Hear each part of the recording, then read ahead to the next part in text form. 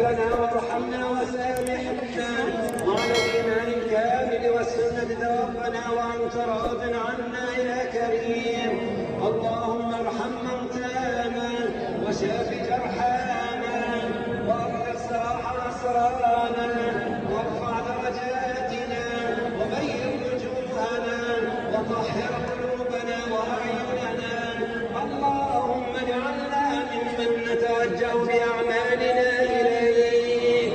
اللهم نقل قلوبنا من الرياء والنفاق ونقنا من الحسد والحقد والأغلال والنميمة يا رب العالمين. اللهم اجعلنا من عبادك الصالحين ومن أوليائك المقربين وارحمنا برحمتك يا أرحم الراحمين. وربنا أقم علينا صبرا وتوفنا مسلمين والحقنا بالصالحين وجعلنا من ورثة جنة النعيم. عند الأقصى كفاية عباب الليل.